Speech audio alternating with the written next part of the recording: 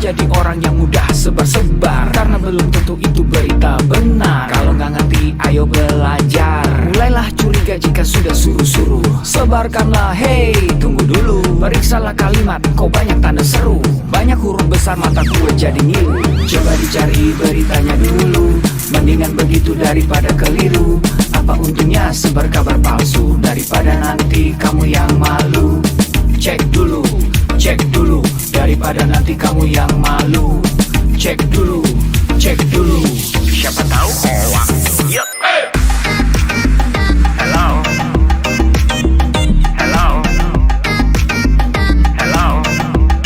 siapa tahu hoax. Yup. Hello,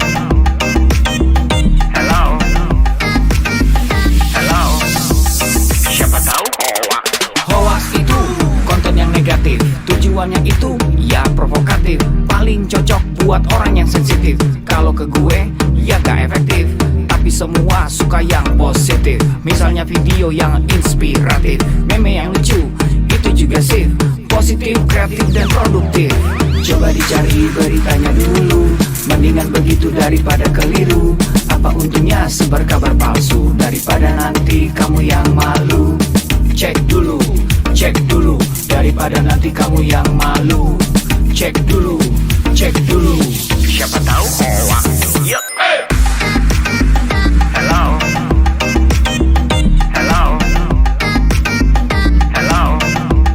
siapa tahu hoax. Yup. Hello,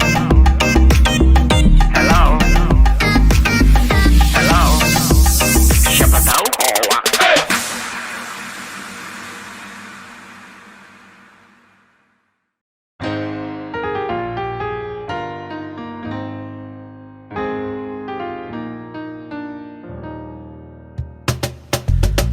Tolong aku melolong, baca sosmed bikin aku bengong. Banyak berita isinya bohong, bikin orang jadi saling menggonggong. Seperti ada niat sebar kebencian, tanpa peduli akan ada kerugian. Seperti dapat munculnya permusuhan, karena tertipu jadi curigaan.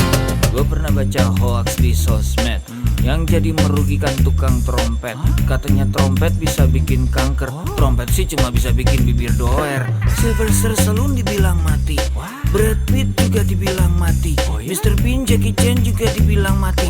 Seneng banget doain orang mati. Harusnya ada etikanya bermain sosial media. Tak bisa asal mengirim tanpa dipikirin, bisa fatal akibatnya. Bersihkanlah udara kita dari kebencian. Sebarkan saja cintamu untuk Indonesia. Wahai kepada pengguna sosmed, mari bersatu sampai lengket. Jagalah persatuan, jangan lobet. Hati-hati banyak tukang copet. Hey, jangan sampai salah posting, bisa bikin orang jadi pusing. Cek dulu itu penting, jangan jadi cepat terpancing. Gue pernah takut salah minum, karena bahaya buat tulang sumsum. Hampir semua merek disebutkan, gara-gara itu gue kehausan. Gue tertipu isu PKI, katanya jutaan sudah dipersenjatai. Akibatnya gue keluar biaya, bikin persembunyian bawah tanah. Harusnya ada etikanya bermain sosial media. Tak bisa asal mengirim tanpa dipikirin, bisa fatal akibatnya. Bersihkanlah udara kita dari kebencian. Sebarkan saja cintamu untuk Indonesia. Bersihkanlah udara kita dari kebencian. Sebarkan saja cintamu untuk Indonesia.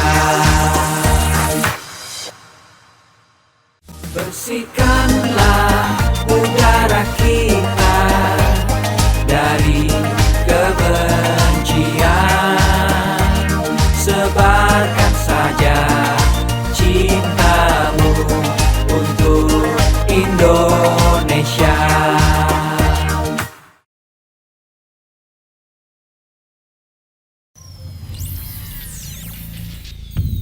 Selamat datang di Indonesia Makin Cakap Digital, langsung dari 34 provinsi, 514 kabupaten kota, diikuti lebih dari 500.000 talenta digital.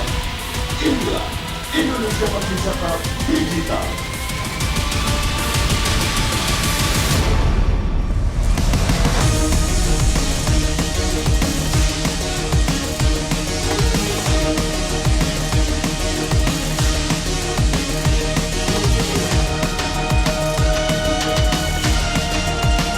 Saya luncurkan program literasi digital nasional hari ini.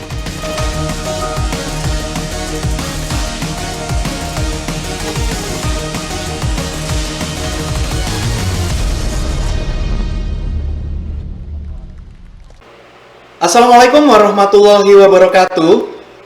Selamat pagi, salam sejahtera buat kita semuanya. Senang sekali hari ini kita berkumpul dalam acara virtual Gerakan Nasional Literasi Digital 2021 Indonesia Makin Cakap Digital bersama saya Rio Brahma yang akan menjadi moderator di acara siang hari ini. Dan saya ingin menyapa dulu teman-teman dari Kabupaten Tanah Laut, Kalimantan Selatan. Halo, apa kabar teman-teman? Semoga semuanya dalam kondisi sehat walafiat dan jangan lupa terus ikuti protokol kesehatan tentunya ya. Baik, bercerita tentang acara ini, saya ingin menceritakan dulu nih latar belakang dari acara ini ya. Baik, diadakannya acara ini adalah didasari oleh fakta bahwa teknologi informasi dan komunikasi di Indonesia yang rupanya makin berkembang sangat pesat. Hal ini dibuktikan oleh angka penetrasi pengguna internet di Indonesia yang mencapai 73,3%. Nah, berdasarkan dari fakta tersebut, Presiden Republik Indonesia Bapak Joko Widodo menetapkan percepatan transformasi digital untuk mencapai Digital Nation sebagai salah satu visi utama dalam programnya yang kedua. Dari arahan visi Presiden tersebut, Kementerian Komunikasi dan Informatika bersama mitra jejaring GNLD Siberkreasi telah menyusun sebuah peta jalan literasi digital tahun 2021 hingga 2024 guna meningkatkan partisipasi digital masyarakat, mendorong pengembangan ilmu pengetahuan masyarakat di bidang teknologi, informasi dan juga komunikasi, serta mendorong kecakapan transformasi digital dalam pemanfaatan teknologi baru. Dalam peta jalan ini dirumuskan 4 kerangka dalam menyusun literasi, yaitu adalah digital skills, digital ethnic, digital safety, dan juga digital culture. Dan ada 3 program kerangka literasi digital yang disusun untuk materi dan juga topik kurikulum yang diajarkan ke masyarakat, yaitu ada digital society, ada digital economy, dan juga digital government.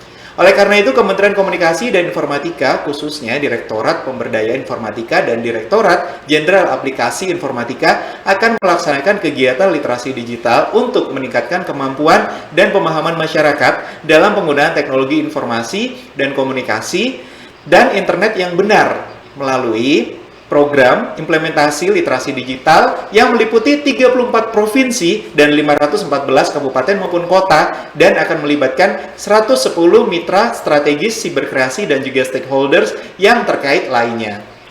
Baik teman-teman, sebelum memulai acara ini saya ingin membacakan dulu untuk tata tertib yang harus ditaati, yaitu adalah tetap mematuhi dan mengikuti protokol kesehatan, dan juga silahkan mematikan mic atau di-mute dan tetap menyalakan atau mengaktifkan kamera video, dan tidak diperkenankan untuk coret-coret pada layar. Tidak diperkenankan juga menyela pada saat narasumber berbicara. Hanya boleh bertanya pada saat sesi tanya jawab ya, kemudian mengerjakan pretest dan juga post-test, dan kemudian peserta akan mendapatkan e-sertifikat setelah mengisi post-test melalui link yang akan dibagikan di kolom chat. Dan aplikasi Siberkreasi dapat di-download di App Store maupun di Google Play. Baik teman-teman, sebagai semangat kita pada pagi hari ini dan juga untuk menambah rasa cinta kita kepada tanah air tercinta yaitu Republik Indonesia, mari kita bersama-sama membuka acara ini dengan menyanyikan lagu kebangsaan Indonesia Raya 3 stanza yang akan diikuti oleh video arahan Bapak Presiden Jokowi.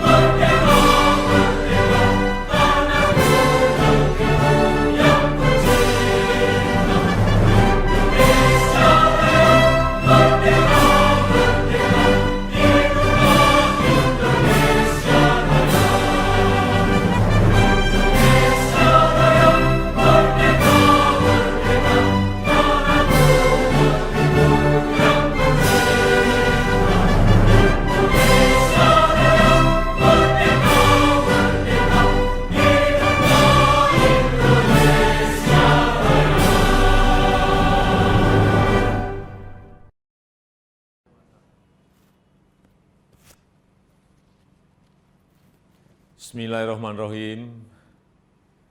Assalamualaikum warahmatullahi wabarakatuh. Salam sejahtera bagi kita semuanya. Shalom, Om Swastiastu, Namo Buddhaya, salam kebajikan. Yang saya hormati para Menteri Kabinet Indonesia Maju, para Gubernur, Bupati, dan Wali Kota di seluruh tanah air Indonesia, hadirin dan undangan yang berbahagia. Pandemi membuka kesempatan luas bagi kita untuk melakukan transformasi digital secara besar-besaran. Pembangunan infrastruktur digital terus kita percepat. Ekonomi digital, terutama untuk UMKM, terus diperbanyak dan terus ditingkatkan. Pemerintahan digital juga terus diperkuat dan masyarakat disiapkan agar lebih cakap digital. Insya Allah pada akhir tahun 2022, 12.548 desa kelurahan akan terjangkau sinyal 4G. Percepatan 10 tahun lebih maju dari rencana sebelumnya yang selesai pada tahun 2032. Infrastruktur digital tidak berdiri sendiri. Jadi saat jaringan internetnya telah tersedia, harus diikuti kesiapan pengguna internetnya agar manfaat positif internet dapat dioptimalkan untuk membuat masyarakat semakin cerdas dan produktif. Sebaliknya, efek negatifnya harus dapat terus ditekan, terus diminimalkan. Bapak Ibu yang saya hormati, tantangan di ruang digital semakin besar, sangat besar. Konten-konten negatif terus bermunculan. Kejahatan di ruang digital terus meningkat. Hoax, penipuan daring, perjudian, eksploitasi seksual pada anak, perundungan siber, ujaran kebencian, radikalisme berbasis digital perlu terus diwaspadai karena mengancam persatuan dan kesatuan bangsa. Kewajiban kita bersama untuk terus meminimalkan konten negatif, membanjiri ruang digital dengan konten-konten positif, banjiri terus, isi terus dengan konten-konten positif. Kita harus tingkatkan kecakapan digital masyarakat agar mampu menciptakan lebih banyak konten-konten kreatif yang mendidik, yang menyejukkan, yang menyerukan perdamaian. Internet harus mampu meningkatkan produktivitas masyarakat, membuat UMKM naik kelas, perbanyak UMKM onboarding ke platform e-commerce, sehingga internet bisa memberi nilai tambah ekonomi bagi seluruh lapisan masyarakat. Hadirin sekalian, literasi digital adalah kerja besar. Pemerintah tidak bisa bekerja sendirian. Perlu mendapatkan dukungan seluruh komponen bangsa agar semakin banyak masyarakat yang melek digital. Saya memberikan apresiasi kepada 110 lembaga dan berbagai komunitas yang terlibat dalam program literasi digital nasional ini. Saya harap gerakan ini menggelinding dan terus membesar, bisa mendorong berbagai inisiatif di tempat lain, melakukan kerja-kerja konkret di tengah masyarakat, agar makin cakap memanfaatkan internet untuk kegiatan edukatif dan produktif. Saya rasa itu yang bisa saya sampaikan, dan dengan mengucap Bismillahirrahmanirrahim, saya luncurkan program literasi digital nasional hari ini. Terima kasih. Wassalamualaikum warahmatullahi wabarakatuh. Om Santi Santi Santi Om. Namo Buddhaya.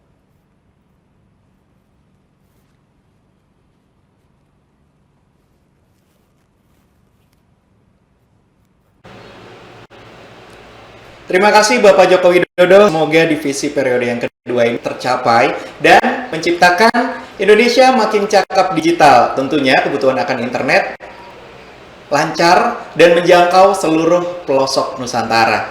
Baik teman-teman, seluruhnya mari kita simak saat lagi bersama-sama. Berikut ada speech yang akan disampaikan oleh Bapak Dr. Andes Haji Sukamta. Beliau adalah Bupati Tanah Laut. 3. Assalamualaikum warahmatullahi wabarakatuh. Salam sejahtera untuk kita semua. Sesuai dengan arahan visi Presiden Republik Indonesia dan Kementerian Komunikasi dan Informatika beserta mitra jejaring DNLD Siberkreasi telah menyusun sebuah blueprint atau peta jalan literasi digital tahun 2021-2024 untuk meningkatkan partisipasi digital masyarakat, mendorong perkembangan ilmu pengetahuan masyarakat di bidang TIK dan digital, serta untuk mendorong tingkat kecakapan transformasi digital dalam pemanfaatan teknologi baru. Di dalam blueprint atau peta jalan tersebut telah dirumuskan 4 kerangka dalam menyusun kurikulum literasi digital, yaitu digital skills, digital ethics, digital safety, dan digital culture. Untuk mencapai target masyarakat yang cakap digital, maka diadakan acara secara serentak selama 7 bulan pada tahun ini, yang telah dimulai sejak tanggal 20 Mei yang lalu, dengan dilakukan kick-off atau pembukaan oleh Bapak Presiden Republik Indonesia beserta Menteri Komunikasi dan Informatika. Demi tercapainya atas pengetahuan dan kecakapan untuk menggunakan media digital, alat-alat komunikasi atau jaringan dalam menemukan, mengevaluasi, menggunakan, membuat informasi dan memanfaatkannya secara sehat, bijak, cerdas, cermat, tepat dan patuh hukum dalam rangka membina komunikasi dan interaksi dalam kehidupan sehari-hari, sehingga dapat menanggulangi penggunaan teknologi digital oleh seluruh lapisan masyarakat secara tidak baik. Mari kita dukung dan ikuti acara ini dengan mengikuti webinar yang akan dilakukan di kota kita tercinta ini. Dengan ini, saya Haji Muhammad Sukamta, Bupati Tanah Laut, membuka secara resmi acara webinar literasi digital Kabupaten Tanah Laut dan berharap dapat diikuti oleh seluruh masyarakat Kabupaten Tanah Laut. Tanah Laut makin cakap digital. Assalamualaikum warahmatullahi wabarakatuh. Waalaikumsalam warahmatullahi wabarakatuh. Terima kasih Bapak Dr. Andes Haji Sukamta, Bupati Tanah Laut. Harapannya adalah semoga seluruh masyarakat dari Tanah Laut semakin cakap digital.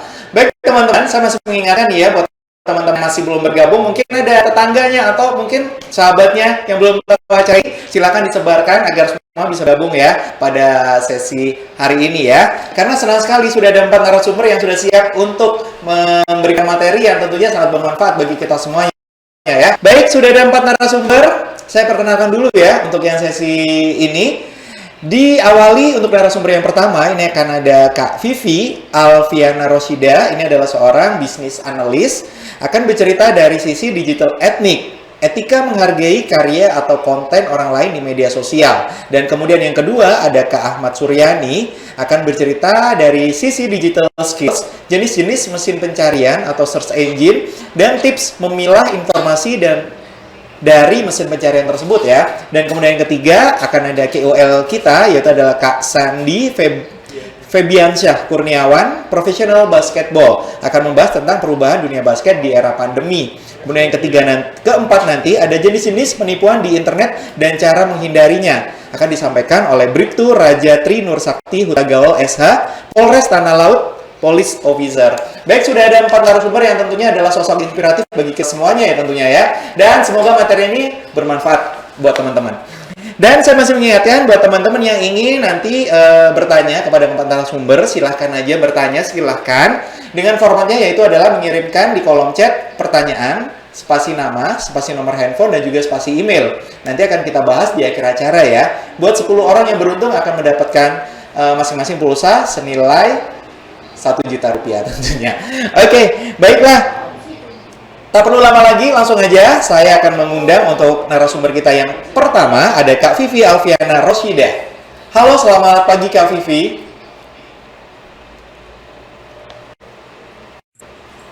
Halo, selamat pagi Kak Vivi. Apa kabar ya? Halo, baik. Baik, semoga selalu dalam kondisi sehat walafiat ya. Amin ya Allah. Oke. Baik Kak Vivi, ini akan sharing materi tentang etika menghargai karya dan konten orang lain di media sosial. Kalau kita melihat memang saat ini banyak sekali ya teman-teman yang asal repost, kemudian asal copas, caption atau apapun dari milik orang lain sebenarnya tanpa mencantumkan orang pemiliknya ya, atau mencantumkan pemiliknya. Ini kan mungkin kurang etis juga ya, harus ada etikanya juga ya Kak Vivi ya. Iya. Oke. benar, Mas. Baik, langsung saja Kak Vivi, silakan dimulai. Oke, saya langsung share screen ya. Oke.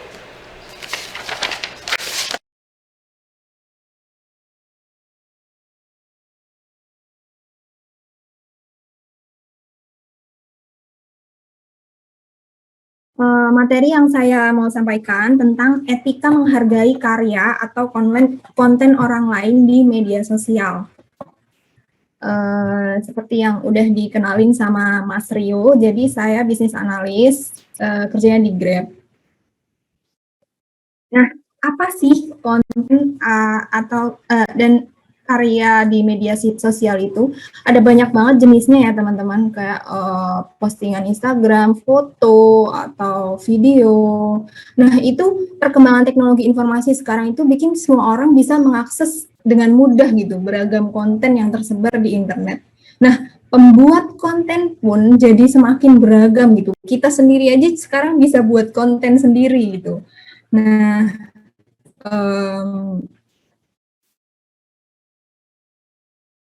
ada apa aja sih jenis karya atau konten itu? Di antaranya foto, foto yang misal di-upload di Instagram atau Pinterest atau Twitter, ilustrasi, art atau desain gitu, podcast yang hasil rekaman yang biasa di-upload di Spotify atau Apple Podcast, dan juga video atau film yang tentu saja di YouTube atau TikTok. Nah, tulisan-tulisan juga termasuk konten ya, misal kayak yang disebutin Mas Rio tadi, caption atau quotes itu juga karya atau konten.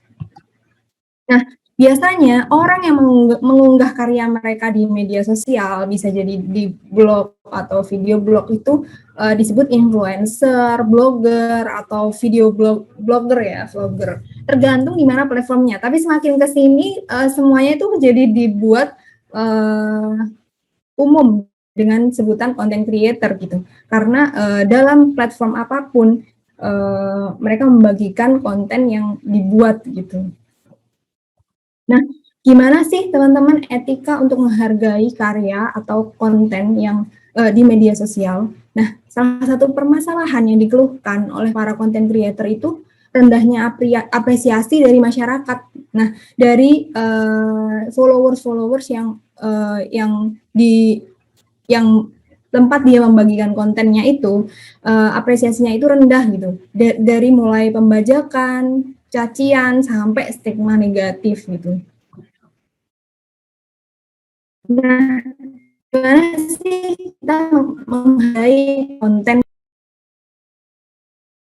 Kita bisa memberikan apresiasi. Kalau suka dengan kontennya, kasih like dong. Kasih juga komen positif. Jadi ketika konten creator tersebut membaca atau melihat, wah ternyata ternyata banyak yang mendukung saya membuat konten ini gitu. Nah, kalau tidak suka dengan buatan konten creator tersebut, tidak perlu juga kita memberikan komentar buruk, apalagi sampai melakukan penghinaan gitu. Nah, daripada kita memberikan komentar negatif, kita bisa ngasih masukan teman-teman untuk kesempurnaan karyanya dengan memberikan kritik yang mungkin konstruktif buat konten creator tersebut. Jadi kualitas karyanya bisa lebih baik. Nah, melakukan penghinaan terhadap karya atau konten orang lain di media sosial itu termasuk cyberbullying. Nah, cyberbullying itu apa sih? Itu tindak kekerasan seperti mengejek, menghina, atau mendiskriminasi seseorang yang dilakukan secara sengaja kepada pihak lain untuk membuat mereka tidak nyaman melalui media elektronik. Nah, kalau penghinaannya sampai keterlaluan, kita bisa dijerat dengan pasal tentang cyberbullying yang ada di UU ITE, UU Undang-Undang tentang tentang informasi dan transaksi elektronik ya teman-teman. Nah, cyberbullying itu terjadi hampir di semua platform sosial media dan terutama kalau itu menyerang konten creator, maka konten creator bisa saja tidak membuat konten lagi gitu, atau bahkan menghilang dari sosial media mereka. Nah, ini dampak buruk dari cyberbullying, bisa mengarahnya ke depresi, mengganggu kesehatan fisik dan mental, menghilangkan kepercayaan diri. Jadi dengan banyaknya bullying atau komentar buruk dari netizen, bisa jadi konten creator tersebut akan berhenti buat konten atau menghilang sejenak atau bahkan menghapus akunnya gitu kan. Jadi bahkan bisa memicu keinginan untuk bunuh diri karena depresinya tersebut gitu. Selain itu, kita juga bisa menghindari menjadi pelaku atau penikmat karya bajakan. Nah, selain menikmati karya asli itu, maksudnya bisa memberikan penghargaan kepada konten creatornya, kita juga nggak perlu teman-teman berurusan sama pihak yang berwajib kalau suatu saat kita tertangkap melakukan tindak pembajakan atau menggunakan karya bajakan tersebut. Nah, selain itu kita bisa menikmati karya-karya konten creator itu dari sumber aslinya. Jadi memang akun official punya mereka gitu. Nah, contohnya di sini, ini penjual e-book udah jelas kalau menjadi pelaku karya bajakan ya, karena e-book ini dijual secara seharusnya dijual di Google Playbook atau platform yang memang menjual buku e-book secara official gitu. Nah, ini salah satu gerakan ya yang ada di Instagram. Jadi kita gimana sih cara menghidupkan profesi masing-masing dengan cara mendukung dengan menikmati karya, saling mendukung sesama konten creator, atau saling mendukung antara netizen dengan konten creator dengan cara menonton karyanya dari channel officialnya gitu. Nah, selain itu jika ingin menggunakan karyanya, gimana sih cara agar kita tetap bisa menghargai karya tersebut gitu. Nah, kalau karya tersebut dibagikan secara umum oleh kreatornya di sosial media, maka kita boleh share juga karya tersebut dengan mencantumkan sumbernya atau mencatat nama kita gitu. Nah, agar terhindar dari tindakan pembajakan ya, misalnya digunakan untuk tujuan komersial, dipakai jadi banner gitu. Yang itu dicetak dan dipasang di Kabupaten Tanah Laut misalnya. Nah, itu harus diajukan izinnya kepada pembuat karya. Saya mau izin pakai ilustrasi dari kakak untuk dicantumkan di salah satu banner kami gitu. Nah, itu boleh atau tidak. Nah, kita juga harus menghargai ketika ada syarat yang diajukan oleh pembuat karya tersebut. Misalnya, yang gambar ini tidak boleh, yang ini aja boleh gitu. Nah, itu kita juga harus menghargai misalnya akan akan menggunakan karya tersebut untuk tujuan komersial atau tujuan individu kita gitu. Nah, selanjutnya tidak menjiplak karya orang lain. Nah, selain kita bisa digugat karena telah melanggar hak cipta, kita sebenarnya mengarahnya juga bisa ke kita kehilangan para followers kita gitu. Nah, ketika followers melihat kok konten yang dia buat menjiplak, maksudnya sama persis seperti konten yang dibuat creator A gitu. Nah, itu kan sudah bisa mengarah ke kita bisa kehilangan reputasi gitu. Nah, kita bisa mencari inspirasi lewat karya orang lain. Nah, itu bagus-bagus aja. Nah, tapi jika berniat membuat karya yang itu benar-benar mirip 100%, itu lebih baik kita cari deh ide apa sih salah satu keunikan kita yang bisa dimasukkan ke karya tersebut. Jadi ketika membuat karya tidak langsung kita menjiplak saja, tapi memberikan keunikan dari diri kita di karya tersebut. Kurang lebih seperti itu teman-teman. Terima kasih. Ini memang kalau kita bercerita tentang etika menghargai karya atau konten orang lain di media sosial, mungkin yang sering kita temukan adalah cover lagu. Nah, cover lagu di sini kebanyakan memang teman-teman ini punya talenta suara yang oke banget nih ya. Bahkan ketika diupload di sosial media atau enggak di YouTube, ini wow, followers atau viewersnya ini lebih dari pemilik aslinya.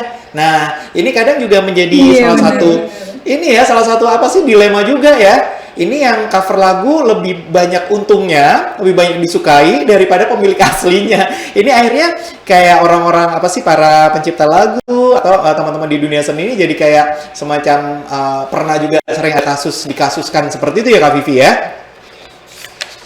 Iya, bisa jadi kayak jadi kehilangan hak ekonominya juga kan.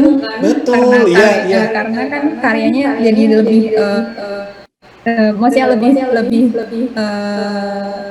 dikomersialkan di channel lain gitu kan. Bener, lebih membawa benefit bagi yang cover, dan akhirnya kalau nggak salah ya udah berapa tahun terakhir ini teman-teman dari Kemenkumham ya, ini untuk hak cipta benar-benar dirapikan ini ya. Jadi yang cover lagu harus memiliki etika, mungkin bisa sharing profit. Apabila itu di YouTube banyak mendapatkan profit, ini kan juga kasihan ya yang memiliki lagu aslinya nggak dapat apa-apa. Oke. Well, terima kasih banyak Kak Vivi untuk sharing-sharingnya. Jangan beranjak pergi dulu ya. Nanti kita akan bahas pertanyaan dari teman-teman peserta. Baik, terima kasih Kak. Ya. Baik teman-teman, tadi ngobrolin tentang etika menghargai karya konten orang lain di media sosial ya. Dan selanjutnya kita akan lanjut ke narasumber berikutnya, yaitu ada Kak Ahmad Suryani. Ini akan membahas tentang jenis-jenis pencarian atau search engine dan tips memilah informasi dari mesin pencarian ini. Selamat pagi Kak Ahmad Suryani. Ya, selamat pagi. Apa kabar nih Kak? Iya. Baik, sehat. Oke, baik. Langsung saja Kak Ahmad Suryani, silahkan.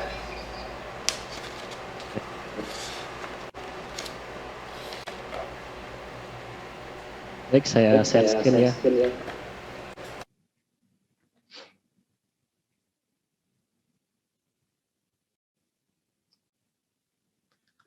Oke. Baiklah, di sini saya akan membawakan materi tentang jenis-jenis mesin pencarian atau search engine dan tips memilah informasi dari mesin pencarian. Pertama perkenalkan, nama saya Ahmad Suryani. Saya seorang programmer yang bekerja di salah satu instansi pemerintah. Baiklah, langsung saja. Nah, pasti kita semua pernah menggunakan Google kan? Nah, jadi Google itu adalah salah satu mesin pencarian. Nah, mesin pencarian itu adalah sebuah program komputer yang digunakan untuk membantu pengguna mencari berkas ataupun informasi di internet. Nah, jadi mesin pencarian itu mengumpulkan informasi website, berkas, kemudian disimpan ke dalam sebuah database. Kemudian dengan algoritma tertentu akan menampilkan hasil pencarian yang diinginkan pengguna berdasarkan kata kunci yang dia input. Nah, Seperti yang saya sebutkan tadi, Google adalah salah satu jenis pencarian. Jadi Google ini mesin pencarian yang paling banyak digunakan dan terlengkap. Di sini kita bisa mencari berbagai informasi seperti artikel, berita, maupun jurnal, serta video maupun gambar. Nah, Google ini mempunyai kelebihan yaitu hasil pencarian ditampilkan itu sangat cepat dan tampilan yang mudah digunakan oleh pengguna. Selanjutnya ada Bing. Walaupun tidak sepopuler Google, Bing ini juga mempunyai tampilan yang unik karena di setiap kita membuka halamannya ini, background-nya itu akan bervariasi atau berganti. Kelebihan lainnya dari Bing ini, ada kotak menampilkan sebuah detail dari informasi yang kita cari di bawah hasilnya itu. Nah, selanjutnya ada DuckDuckGo. Ini adalah mesin pencarian yang menjamin privasi pengguna. Jadi dia itu tidak menyimpan informasi apapun tentang pengguna seperti apa yang pernah kita cari, alamat IP-nya. Nah, berbeda dengan Google yang menyimpan informasi pengguna yang digunakan untuk menampilkan iklan yang relevan dengan yang pernah pengguna cari gitu. Oke. Baiklah, selanjutnya ini ada tips memilah informasi dari mesin pencarian. Karena mayoritasnya pengguna Google, jadi di sini saya akan membagikan tips memilah informasi dari mesin pencarian yaitu Google. Nah, jika kita ingin mencari suatu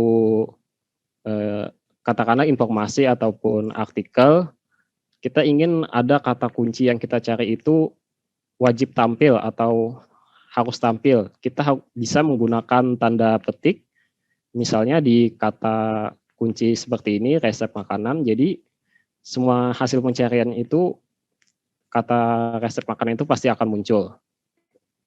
Nah, selanjutnya jika kita tidak ingin menampilkan suatu kata ataupun website, kita bisa menggunakan tanda minus. Misalnya di sini resep makanan khas Kalimantan Selatan dan kita tidak ingin menampilkan soto Banjar, bisa kita tambahkan minus soto Banjar. Nah, pada di sebelahnya ini kita misalnya tidak ingin menampilkan artikel dari Blogspot, bisa kita tambahkan saja minus kemudian set blogspot.com. Jadi hasil pencariannya itu tidak menampilkan dari website yang berdomain blogspot.com.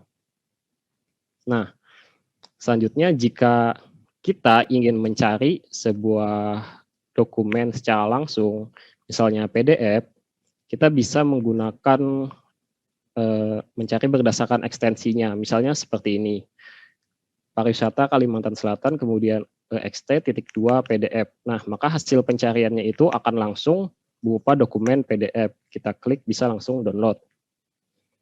Nah, selanjutnya jika kita ingin mencari informasi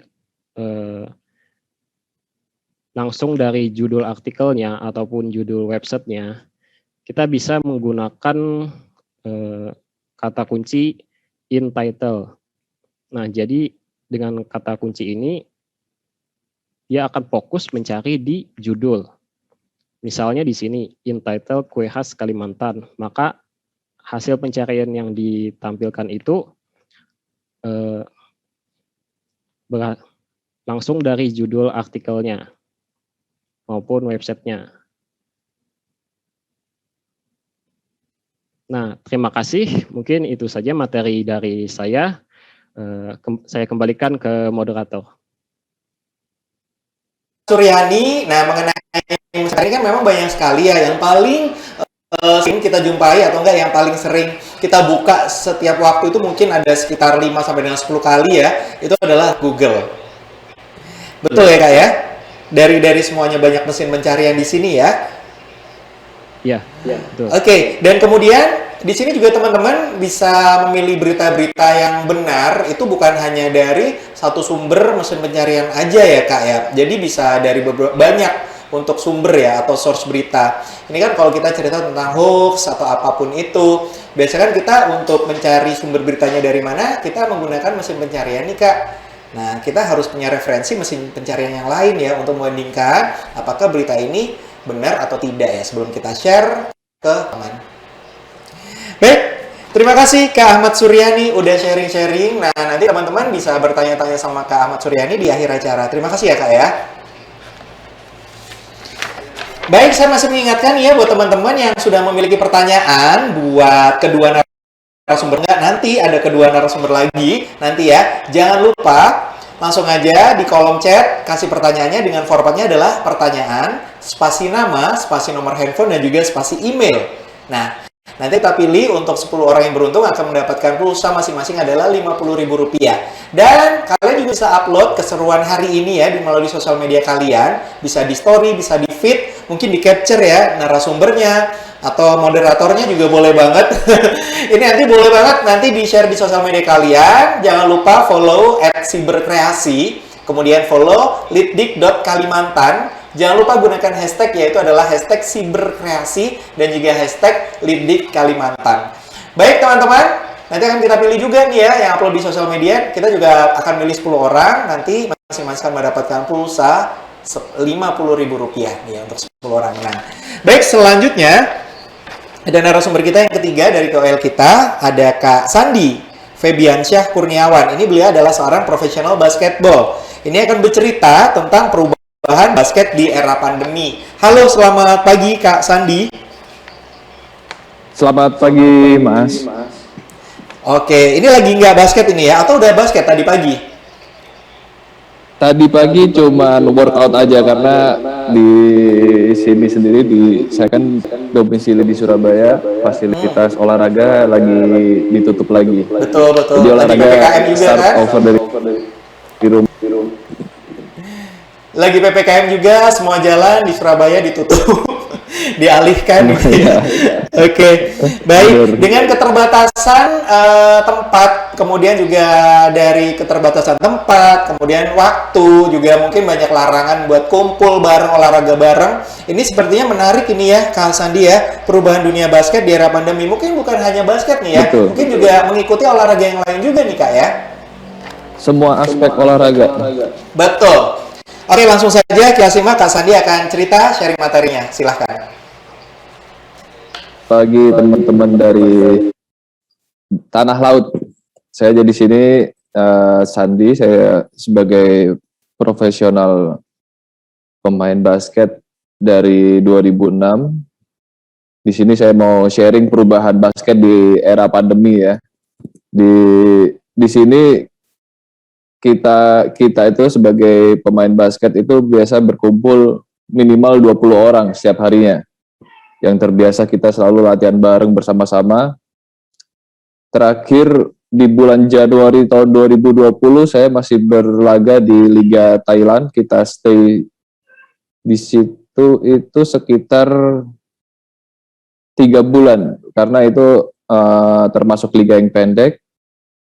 Tetapi karena pada saat itu bulan Januari Indonesia itu baru hangat-hangatnya kasus corona, dan di Thailand sendiri itu udah mulai peningkatan. Jadi sedikit takut kita untuk liga di sana, yang dimana pada akhirnya di bulan Februari sendiri pemerintah di Thailand memutuskan untuk menstop dan semua aspek olahraga dan bisnis pun di sana di stop, dan memaksakan kita harus undur dari liga dan harus pulang ke Indonesia pada saat itu.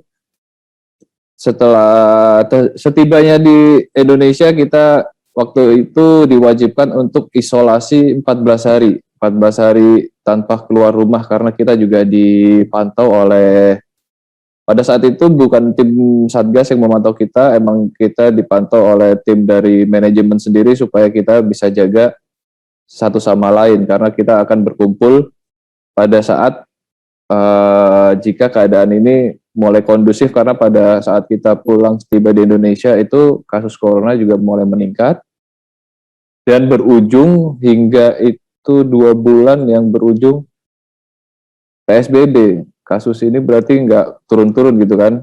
Kita 2 bulan itu udah terpisah dari yang biasanya setiap hari kita latihan bersama, olahraga bersama. Di situ tuh ngebentuk akhirnya gimana ya caranya kita sebagai atlet itu adalah aset terpentingnya adalah badan kita. Mungkin bukan atlet pun aset terpenting itu adalah badan kita. Gimana caranya sih kita tetap selalu bugar meskipun kita nggak bisa latihan di fasilitas olahraga pada umumnya pada saat itu. Akhirnya saya sama teman-teman di tim saya mulai start untuk latihan bersama melalui media sosial. Pada saat itu kita masih mulai dari WhatsApp dulu, karena keterbatasan WhatsApp, peserta di WhatsApp, akhirnya kita mulai masuk ke platform Zoom. Platform Zoom ketika itu udah mulai jalan, tapi kita terbiasa tatap muka, bertemu langsung.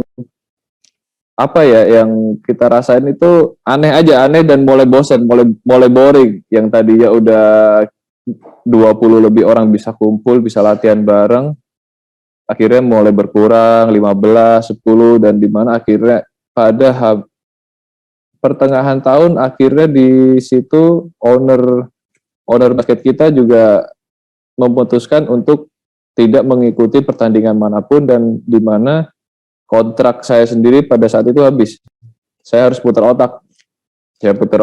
Gimana caranya saya tetap bugar, tapi saya dapat income dari basket ini sendiri. Akhirnya di situ saya mencoba memulai challenge saya sendiri. Saya bikin program, saya bikin goal ke depannya seperti apa supaya badan saya tetap fit. Akhirnya saya bisa mencari banyak materi di dunia digital ini. Di dunia digital ini kita jujur saya sendiri basket beberapa kali training camp di luar Indonesia itu lebih dari 3-5 kali, tapi pada 2 tahun belakangan ini udah mulai sedikit karena kita nggak bisa traveling keluar kota pun udah susah gitu. Tapi dengan adanya sentra digital ini, itu menurut saya memudahkan saya untuk mendapatkan materi dari manapun. Yang awal planningnya tahun ini aja saya mau keliling Indonesia untuk membasketkan Indonesia. Dengan keterbatasan traveling, akhirnya saya memutuskan untuk mulai terbuka peluang, kenapa saya nggak menggunakan sentra digital ini sebagai sarana untuk membasketkan Indonesia.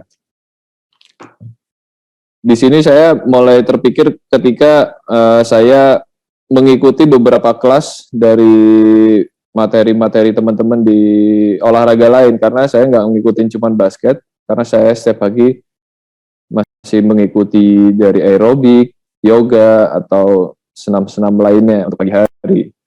Dan di sore hari baru saya melakukan aktivitas basket di rumah.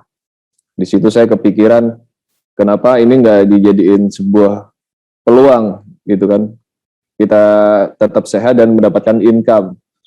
Dari situ saya membuka sebuah online class dari digital ini, membuat online class di mana saya nggak kebayang target saya hanya bisa men-sharing ilmu basket saya melalui digital ini cuman di circle provinsi Jawa Timur awalnya di Jawa Timur.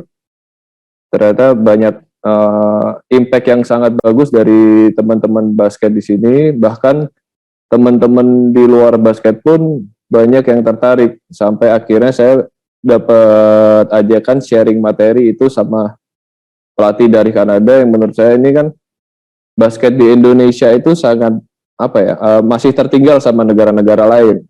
Tapi saya ngeriset sendiri bahwa kemajuan teknologi digital Indonesia itu masih sangat bersaing dari negara-negara lain. Bahkan Indonesia sendiri memiliki salah satu startup yang terbesar pada saat ini gitu kan. Dari situ saya mulai terbuka untuk pacu diri saya lebih banyak mengenal dunia digital. Tapi di balik itu sendiri tetap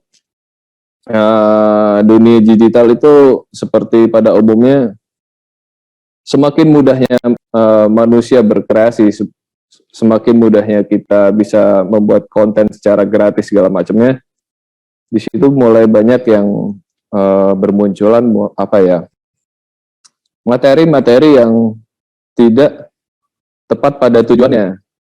Salah satunya mungkin ngerasa, oh saya bisa olahraga ini, tapi dia tidak memberikan materi pada tepatnya yang mengakibatkan bukan malah kemajuan pada diri kita, tapi malah mengalami kemunduran. Nah, di situ saya juga pengen sharing ke teman-teman,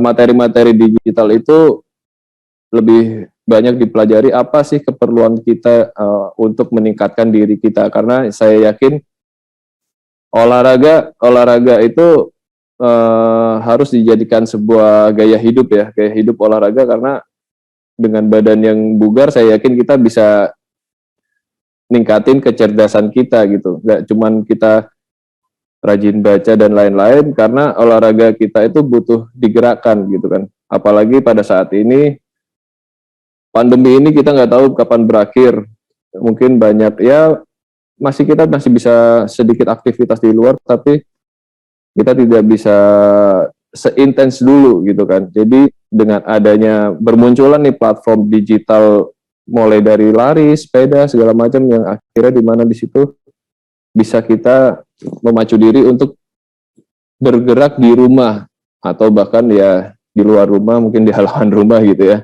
Dan di situ banyak challenge atau goal-goal dari platform-platform digital ini yang bisa ambil impact-nya dari kita. Kayak pada bulan saya lupa tepatnya, kemarin di Surabaya sendiri itu ada juara dunia bersepeda selama berapa kilometer. Menurut saya itu kan sesuatu yang baru gitu ya, juara dunia digital bersepeda gitu. Bahkan dia ngelakuin sepedaan sambil makan segala macam ya emang gila, tapi menurut saya sih itu sesuatu yang baru, berarti kita sudah selayaknya untuk lebih tahu, lebih terbuka akan dunia digital ini. Tapi kita harus tetap selalu berhati-hati dengan era digital ini, karena banyak ini ya, banyak seperti kayak tadi cyberbullying, atau kita mungkin ada hoax segala macam. Kita harus benar-benar memilah mana yang benar, mana yang enggak. Menurut saya itu start dari badan yang sehat.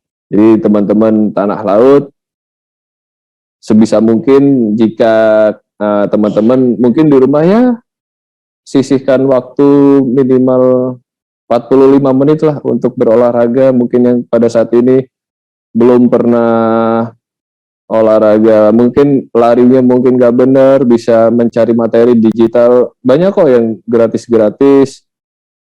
Oh, tujuan saya 1 minggu ini meningkatkan kadar oksigen dalam tubuh saya berapa persen. Karena menurut saya di dunia digital ini tentang olahraga tuh memudahkan kita ya, kayak kita mungkin jarang tahu asupan makanan yang kita masuk dalam tubuh seperti itu. Kita bisa hitung kalori, nutrisi segala macamnya, kebutuhannya pada hari ini.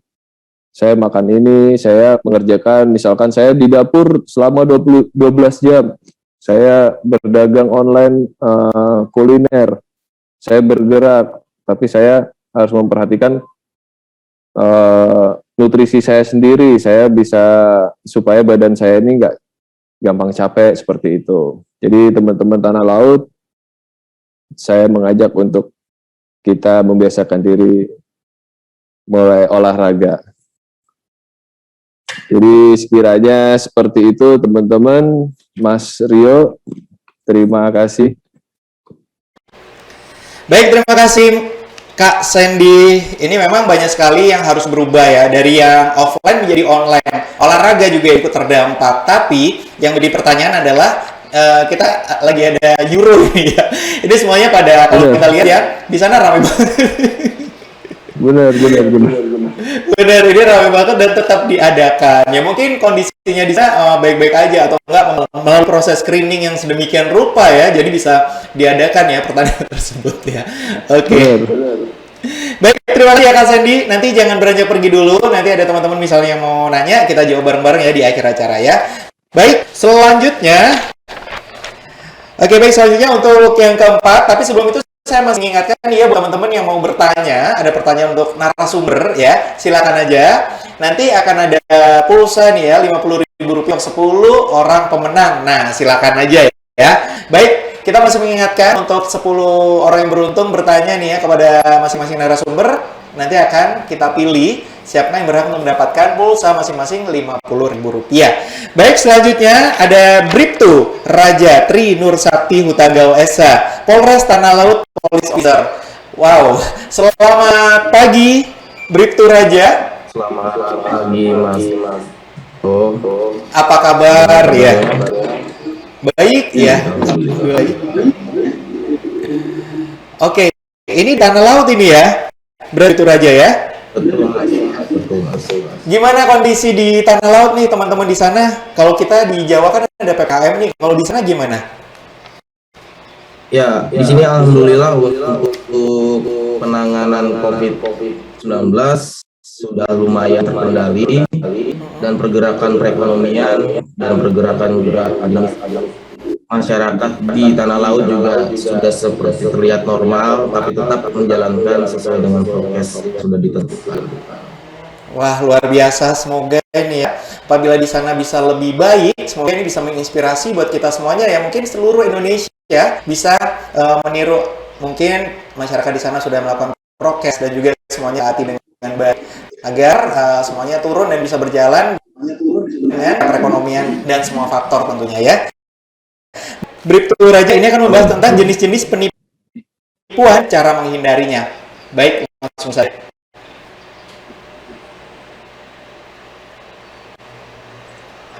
Saya akan share dulu ya.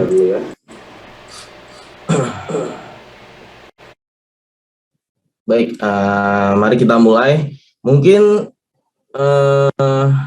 pembahasan saya agak sedikit boring ya, akan sedikit membosankan karena dari teman-teman sumber yang lain terlihat sangat seru bahasannya. Karena kalau pembahasan saya ini terlalu kaku, tapi ya karena teman-teman jangan sampai ini membuat teman-teman jadi boring ya, lalu keluar daripada ini. Jadi mari kita mulai. Perkenalkan, saya Bribtu Raja Tri Nur Sakti Hutagao, saya dari Polres Tanah Laut Police Officer, dan saya akan membahas tentang jenis-jenis penipuan di internet dan cara menghindarinya.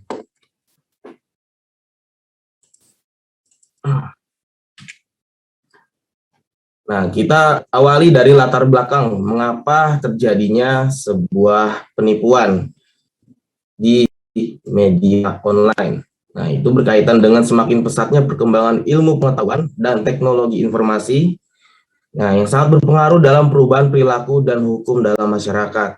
Nah, pemanfaatan ekonomi itu juga seiring berjalannya itu semakin pesat. Nah, dapat disajikan sebagai canggih dan mudah diperoleh, serta melalui hubungan jarak jauh dengan memanfaatkan teknologi komunikasi untuk melakukan langkah bisnis.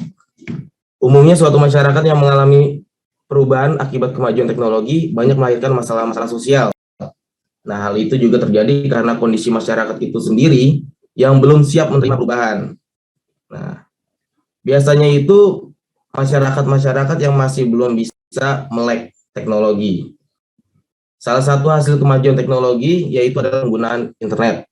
Peran internet sangat penting bagi masyarakat. Melalui internet, kita dapat mengetahui berbagai hal, mulai dari media sosial, aplikasi, berita, gaya hidup, ya. Bahkan kita dapat melakukan kegiatan berbelanja yang biasanya kita sering dengar dengan online shop, ya, dengan berbagai macam platform. Perkembangan teknologi juga dapat menimbulkan dampak positif dan dampak negatif. Salah satu dampak negatif yang dapat ditimbulkan karena perkembangan teknologi yaitu munculnya ancaman kejahatan-kejahatan yang modern, yang berbasis online. Nah, kejahatan ini terus berkembang seiring dengan perkembangan peradaban manusia dengan kualitas dan kuantitasnya yang kompleks dengan variasi modus operandinya. Jadi macam-macam modus operandinya itu ya. Nanti akan saya jelaskan setelah ini. Nah, ini adalah beberapa modus operandi penipuan di internet ya, yang mungkin sedikit banyaknya masyarakat awam masih tidak mengetahui dengan berbagai macam modus operandi ini. Jadi saya akan sebutkan satu persatu. Ini ada 8 jenis ya, 9 jenis dengan termasuk penipuan online shop. Jadi yang pertama adalah scam. Scam ini adalah bentuk tindakan yang sudah direncanakan yang bertujuan untuk mendapatkan uang dengan cara menipu atau membohongi orang lain. Nah, ini biasanya terjadi kontak komunikasi baik melalui media chat, telepon, dan lain-lain. Itu yang pertama ya, yang masih sangat dasar. Yang kedua, social engineering. Ini adalah istilah yang digunakan untuk berbagai tindak kejahatan yang dilakukan dengan memanfaatkan interaksi dengan manusia. Nah, teknik ini menggunakan manipulasi psikologis untuk menipu korban agar mereka melakukan kesalahan keamanan dan memberikan informasi yang bersifat sensitif. Misalkan PIN ataupun ada kode-kode tertentu yang untuk verifikasi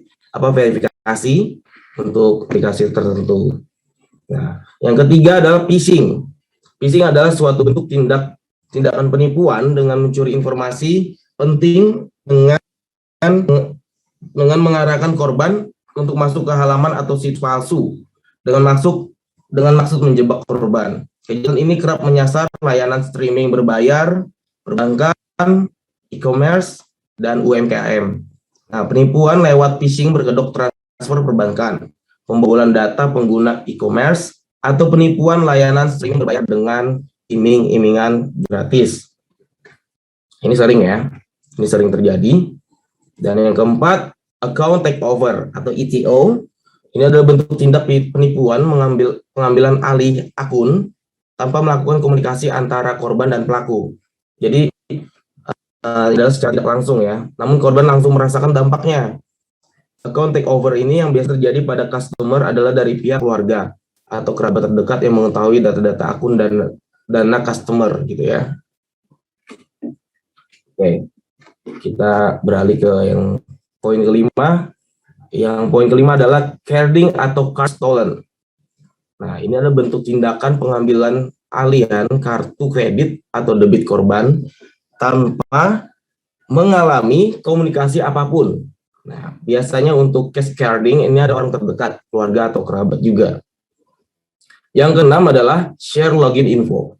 Suatu bentuk tindakan penipuan dengan mencuri informasi sensitif terkait akun Dana, seperti PIN, OTP, dan password.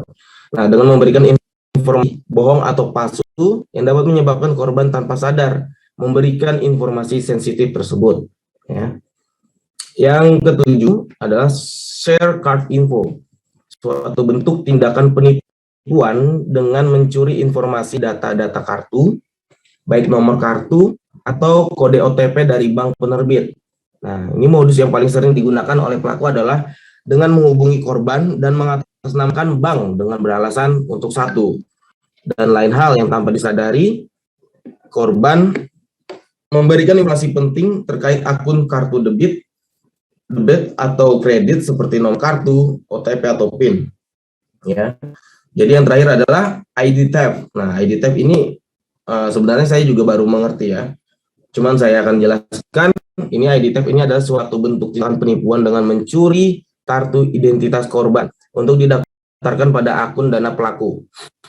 Modus yang paling sering digunakan adalah pelaku dengan menghubungi korban mengatasnamakan pihak tertentu, kemudian meminta user untuk mengirimkan kartu identitas atau yang biasa kita gunakan adalah KTP ya, untuk didaftarkan ke akun Dana sebagai nomor akan dikirimkan hadiah. Nah, pada intinya pelaku dapat akses untuk mempunyai akun Dana premium dengan menggunakan KTP kita.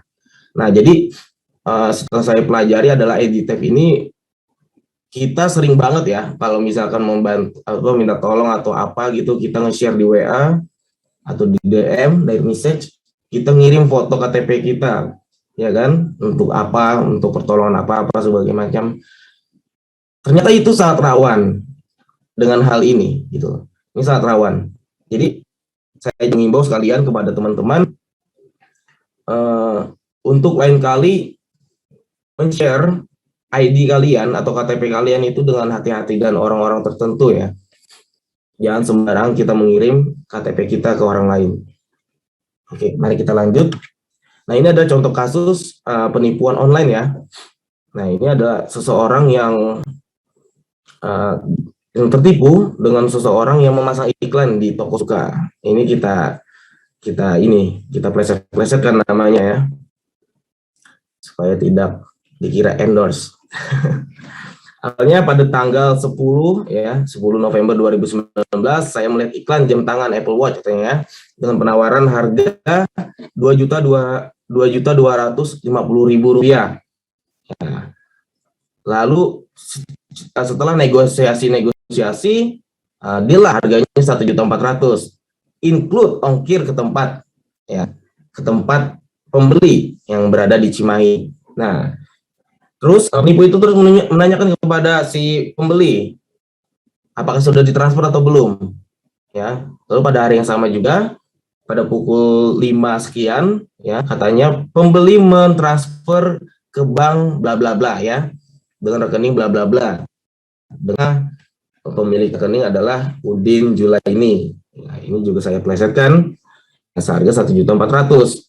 Setelah sudah dibilang saya transfer, oke, udah deal, langsung yang dari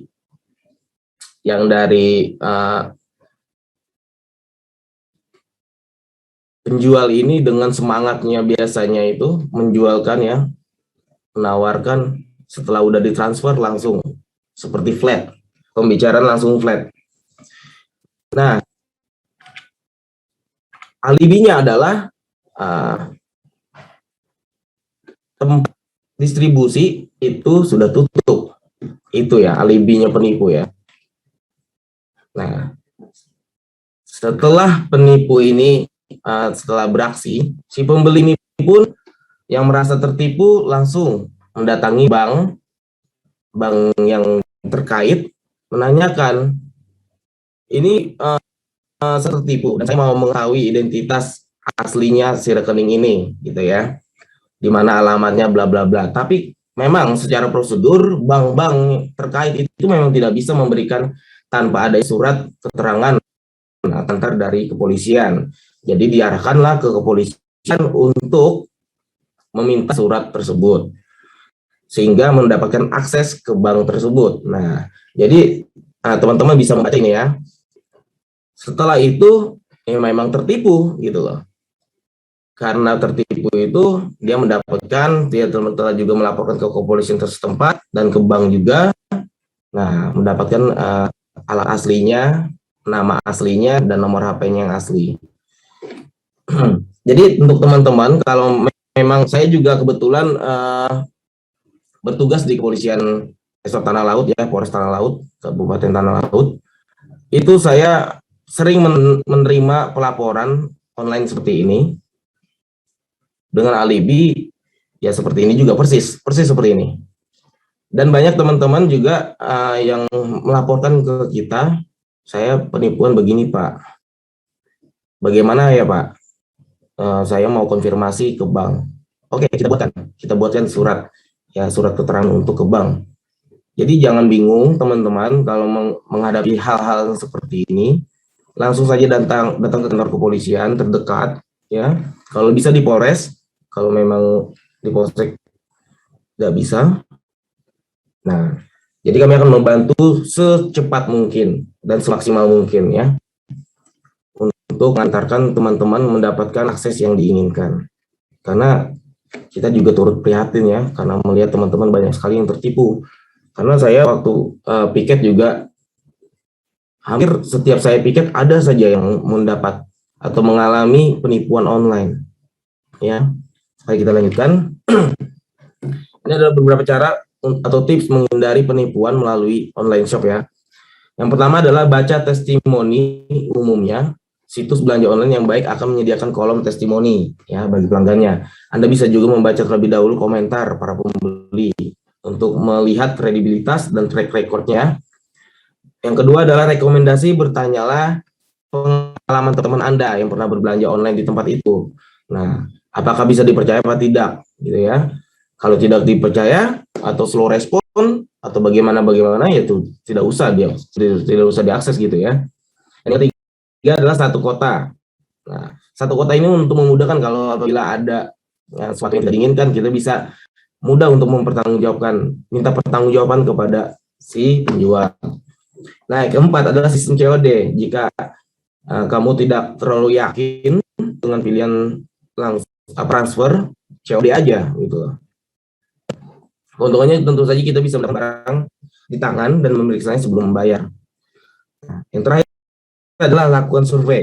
Nah, survei ini penting. Gunakan rasio untuk mendapatkan harga termurah. Tidak ada salahnya Anda melakukan survei ke beberapa toko online.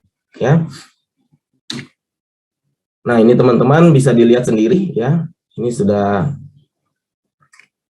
bisa teman-teman lihat.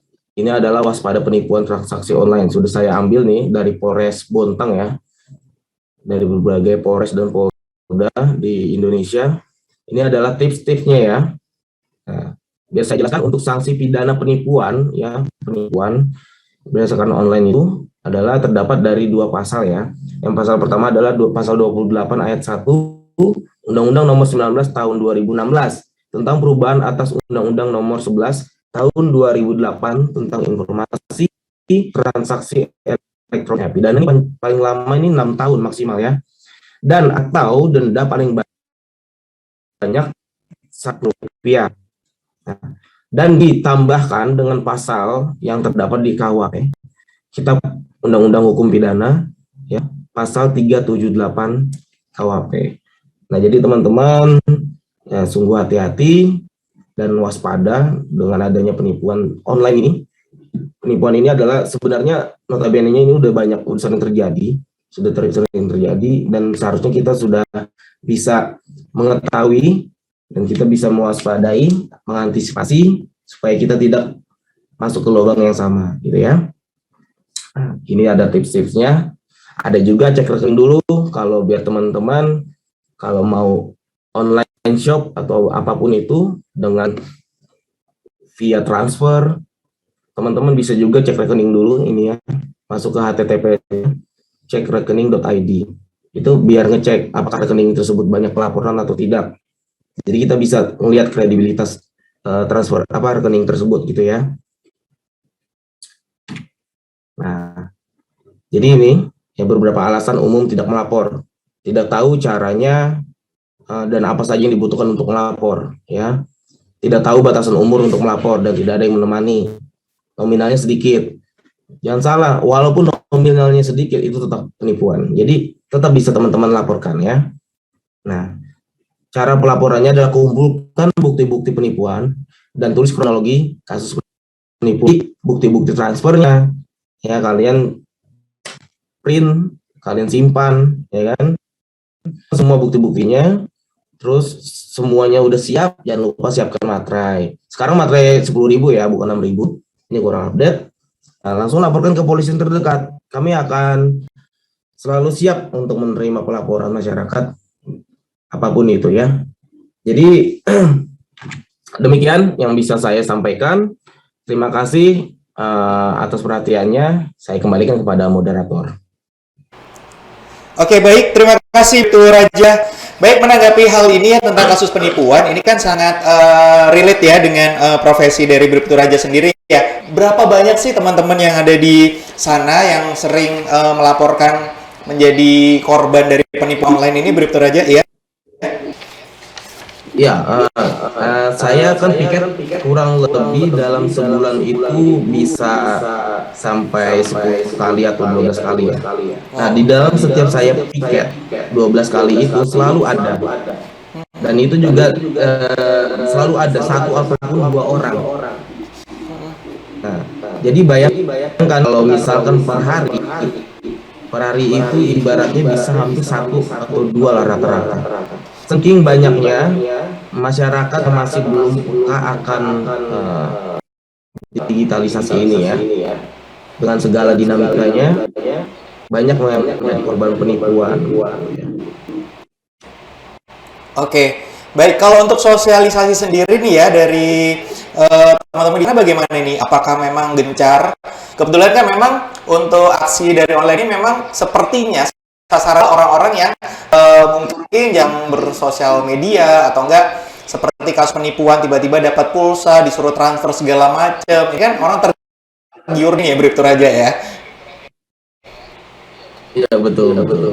Banyak kan memang kayak masyarakat yang di daerah pedalaman ya, di daerah pedalaman, di daerah kecamatan yang mungkin memang masih kurang banyaknya terdapat atau tersentuh dengan akses internet ya. Jadi banyak yang tertipu dalam SMS gitu ya.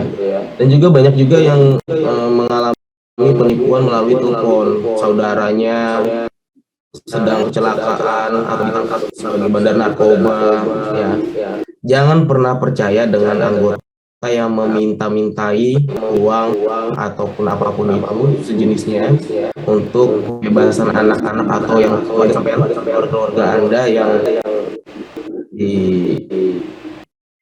mereka menjadi alasan gitu. Karena kalau Anda bingung, langsung saja datangi kantor polisi terdekat, konfirmasi langsung secara langsung. Jadi jangan tertipu dengan telepon tersebut ya. Benar sekali, apalagi di masa pandemi seperti ini, mungkin banyak sekali teman yang merasakan kondisi perekonomian juga semakin terhimpit seperti ini. Banyak sekali orang-orang yang akhirnya melakukan tindak kejahatan baik secara online maupun offline juga tuh. Ini mungkin jadi masukan buat kita semuanya agar kita memang harus mawas diri di dunia nyata maupun dunia maya jadinya ya. Oke. Baik, terima kasih banyak Bribtu Raja. Jangan beranjak pergi dulu, kita akan masuk ke sesi tanya jawab ya. Terima kasih ya. Oke, baik teman-teman. Seluruh peserta yang belum bertanya kepada keempat narasumber yang sudah kita tampilkan, silahkan ya, masih ada waktu ya. Nanti akan dipilih sama tim yang ada di sini, siapakah yang berhak mendapatkan pulsa, masing-masing adalah Rp50.000 untuk 10 orang pemenang. Dan untuk 10 orang pemenang lagi, kita akan pilih acak nih ya dari sosial media, yaitu ada Instagram. Silakan post keseruan acara hari ini ya, silakan aja di post. Kemudian jangan lupa follow @siberkreasi dan juga Litdik Kalimantan. Oke, baik, silakan aja di follow. Kita akan melihat atau enggak kita akan cari siapakah nanti akan beruntung untuk mendapatkan pulsa Rp50.000 ya. Litdikal 1104 hashtag Litdikal 1104 cantumkan di postingan story atau feed Anda ya. Baik. Kita masuk ke sesi untuk tanya jawab. Ini untuk yang pertama dulu saya bacakan. Ini ada pertanyaan dari Kak Lili Rahmawati ditujukan kepada Kak Vivi ya. Baik, Assalamualaikum warahmatullahi wabarakatuh. Ya, izin bertanya, biasanya saat kita menonton video di YouTube, itu kan ada disertai iklan-iklan yang mana juga bermanfaat bagi pembuat konten. Namun bagi sebagian orang iklan ini dapat mengganggu saat mereka menonton dan tak jarang banyak yang men-skip iklan tersebut. Yang ingin saya tanyakan, apakah itu juga termasuk melanggar etika dalam menghargai karya orang? Silakan dijawab Kak Vivi.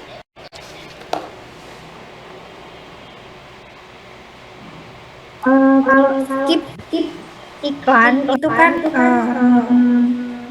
keinginan diri sendiri ya. Maksudnya kita tergantung gimana kita berpikirnya itu emang mau niatnya itu mau menghargai apa enggak, Pak. Jadi kalau kita skip karena kita buru-buru pengen nonton kontennya kan itu nggak apa-apa. Jadi bukan berarti kita nggak menghargai karena kita men-skip iklan sih, menurut saya. Oke. Baik, sebenarnya iklan ini adalah pendapat.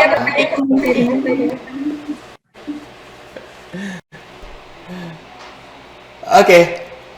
Baik Kak Vivi, ya. Iklan ini adalah pendapat dari pembuat konten sebenarnya ya.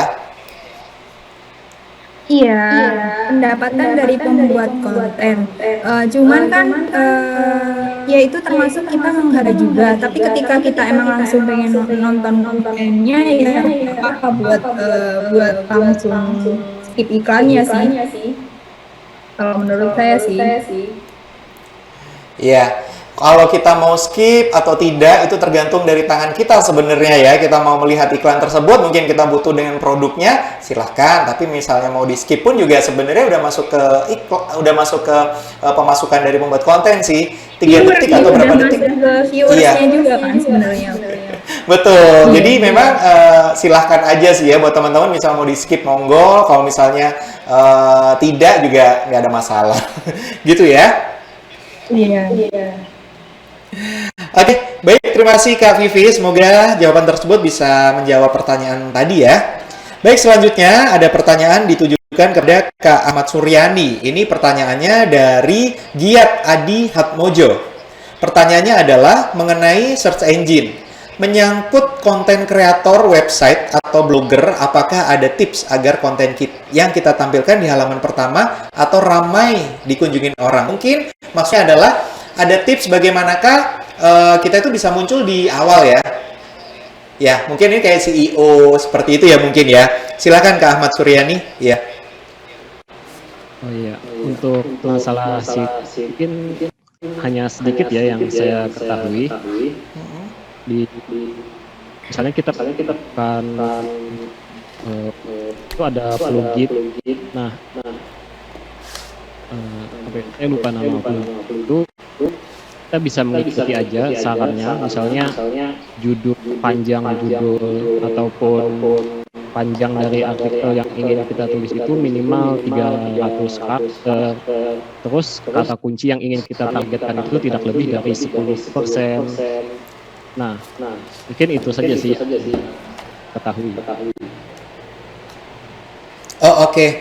Baik, kalau saya bisa menambahkan, kalau misalnya ingin tampil di awal ya, pada saat orang googling misalnya produknya apa, misalnya sepatu atau apa, dan produk kita ada di atas, itu ada mesin pencarian yang bisa, itu dari strategi marketing juga sih ya teman-teman. Itu udah ada namanya SEO ya, bukan CEO ya, Search Engine Optimize. Jadi nanti produk kita itu akan muncul di depan sendiri, dan itu ada trik-triknya sih sebenarnya, tips-tipsnya juga agar produk teman-teman akan muncul selalu di atas, tidak di bawah-bawah, tapi itu ada triknya dan itu ada pelajarannya. Nanti discuss-nya nanti ya diikutin ya, semoga ada yang membahas tentang search engine optimize ini ya. Oke, ini penting sekali sih buat teman-teman yang memiliki produk atau memiliki online shop seperti itu, bisa muncul terus di atas, jadi orang langsung cari, langsung tepat sasaran. Baik, terima kasih ya Kak Ahmad Suryani, dan buat Giat Adi Hatmojo ya. Itu tadi ya tipsnya SEO sama SM ya. Kalau SM lebih ke marketingnya, search engine marketingnya. Jadi kalau misalnya pangsa pasarnya apa, nanti langsung secara automatically. Nanti mudah-mudahan ada dibahas nih ya di acara ini ya. Jadi tetap ikutin terus ya, siapa tahu dibahas. Okay, next kita akan bertanya kepada sebentar. Ini banyak sekali pertanyaannya. Baik. Oke, mungkin ini Kak Sandi ya, bisa bantu jawab ya Kak Sandi ya. Oke, ini pertanyaan dari Novi Yuniarti. Ini tentang informasi di sosial media sepertinya ya. Berbagai kalangan sudah banyak sekali yang menggunakan sosmed dari Instagram, Facebook, dan lain-lain. Dari banyaknya yang menggunakan sosial media tersebut, tidak semua mengerti tentang bagaimanakah etika bersosial media, dan sering kali ketemu banyak orang yang meng-share informasi bahwa bahkan yang tidak tahu kebenarannya tersebut ya. Jadi pertanyaannya, bagaimana sih kita sendiri bisa memilah suatu informasi itu benar atau salah? Silakan Kak Sandi, bisa dibantu jawab ini ya. Ya, kalau saya sendiri punya metode bahwa informasi itu kan bisa di mana aja. Banyak emang sekarang informasi-informasi yang menurut kita istilahnya kayak clickbait gitu, yang menarik. Wah, informasi ini mengguncang emosi saya, misalkan seperti itu. Nah, kita di sini harus tahu di mana mencari informasi yang lebih tepat. Itu lebih banyak kita cari pembandingnya. Karena pada saat ini informasi misalkan untuk sakrawan seperti itu pun udah banyak gitu kan. Seperti pada informasi pada umumnya. Jadi kita harus benar-benar memilah sumber ini apakah benar, source-nya ini dari mana, apakah ini benar-benar berita yang seharusnya atau enggak seperti itu. Jadi kita harus lebih banyak membaca dan cari pembanding yang tepat. Dari situ kita akan terbiasa tahu dari bahasa sebuah konten, kita akan tahu. Nggak usah semua terbaca artikelnya pun, informasinya pun, kita udah bakal tahu tujuan dari sebuah berita ini atau konten-konten ini itu apa. Ini adalah sesuatu yang negatif atau positif, kita pasti akan tahu karena kita ngebiasain cari tahu pembanding sebuah berita itu. Seperti itu, Mas Rio.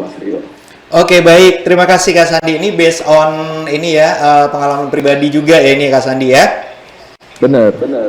Oke, baik. Mungkin teman ini saya hanya menambahkan aja ya, karena kalau kita lihat memang marak sekali informasi di luar itu ya. Kita juga tidak tahu nih kebenarannya di mana. Tapi ternyata ada yang official, kayak berita-berita official ya, kayak misalnya detik.com atau enggak mungkin banyak sekali dari Kominfo juga. Banyak sekali portal-portal ini ya, website yang menyajikan berita ini based on truth atau kebenaran. Nah, mungkin itu bisa jadi acuan teman-teman pada saat ragu tentang satu informasi nih ya. Bisa dibandingkan dengan berbagai sumber di mana nanti akan ketahuan nih mana yang benar sama yang enggak. Nah, jangan juga follow akun-akun bodong kayak di Instagram, itu banyak sekali ya. Tapi kalau udah centang biru, silakan di follow. Itu informasinya banyak banget. Kalau udah centang biru ini udah validasinya udah oke banget nih. Biasanya juga mereka tidak main-main karena ini berkaitan dengan kredibilitas ya, kredibilitas dari akun Instagram tersebut. Kalau dia udah menyebarkan berita hoax atau berita nggak benar, wah bisa jadi nggak bakal centang biru lagi nih. Padahal di situ juga ada nilai value-nya ya pada saat orang udah centang biru ya. Baik, selanjutnya untuk Bribtu Raja. Oke, ini pertanyaan dari dari siapa ya ini ya? Dari Muhammad As-Samari ya. Dalam kasus penipuan online, ini dalam proses pelaporannya akan mudah atau ribet dan akan langsung ditangani pihak berwajib atau tidak? Boleh, mungkin bisa langkah-langkahnya yang diambil. Sebenarnya tadi udah dijelaskan sih ya. Mungkin bisa digarisbawahi sekali lagi nih, Bribtu Raja. Baik, saya akan sampaikan sekali lagi. Terima kasih Mas Irsyad ya tadi ya yang menanyakan. Tuh, jadi ini untuk saya garis bawahi kembali untuk para pelapor atau korban dari penipuan online apapun jenisnya, silakan apabila Anda mengalami hal tersebut langsung saja datangi Polres atau Polsek atau Polda terdekat ya. Saya ulangi sekali lagi, silakan langsung datangi Polsek, Polres ataupun Polda terdekat untuk menyampaikan pelaporan tersebut didasari dengan bukti-bukti yang sudah didapatkan atau sudah ada seperti bukti chat ya, nomor HP-nya penipu, nomor WA-nya biasanya ya. Apapun yang terkait tentang dengan penipuan itu silakan kumpulkan, print ya. Bisa tanpa print nanti, tapi kami akan bantu nanti di kantor, bisa kami print out juga. Langsung datangi kantor terdekat. Akan kami layani, akan kami terima pelaporannya, akan kami buat pelaporannya. Tentunya sebelum itu juga kita akan melaksanakan namanya gelar perkara ya, gelar perkara. Kita menentukan itu tindak pidana seperti apa, pasalnya apa, unsur-unsurnya apa, dan nanti tindak lanjutnya apa. Dan kita akan koordinasi kepada pihak reskrim untuk yang menangani hal tersebut ya. Gitu. Terima kasih. Baik, terima kasih Bribtu Raja, dan semoga itu tadi bisa menjawab pertanyaan dari Mas Irsyad ya. Ada satu lagi nih terakhir nih ya untuk Bribtu Raja juga. Nah, ini kalau misalnya ini pertanyaan dari Teresia Sinaga ya. Cara polisi melacak keberadaan dan identitas pelaku penipuan itu sendiri, karena biasanya kan gonta-ganti nomor, dan tindak lanjut dari polisi untuk kasus penipuannya dari media sosial. Silahkan Kak. Ya, untuk teknis di lapangan maupun teknis non lapangan untuk penyelidikan maupun penyidikan dari tindak pidana online ini tersebut pastinya ya berbeda dengan tindak pidana yang konvensional ya. Karena kalau yang tindak pidana online ini memiliki jaringan khusus dan kita juga yang khusus juga gitu ya. Jadi penggunaannya juga penggunaan untuk penyelidikan dan maupun penyidikan kita menggunakan alat-alat yang khusus juga, dan itu digunakan apabila SOP-SOP yang sebelumnya dan yang akan dilakukan ini sudah terpenuhi. Artinya seperti laporan polisi sudah terbuat, ya itu sebagai salah satu syarat untuk penggunaan alat tersebut. Telah dilaksanakan gelar pasukan dan teknis-teknis lainnya. Jadi untuk penggunaan alat tersebut sebenarnya bersifat rahasia untuk teknisnya yang lebih detail. Cuman saya hanya menggambarkan secara umumnya saja. Jadi penggunaan alat-alat tersebut akan pelacakan ataupun pencarian terhadap pelaku itu apabila sudah berdasarkan SOP-SOP yang sudah berlaku. Ya. Demikian.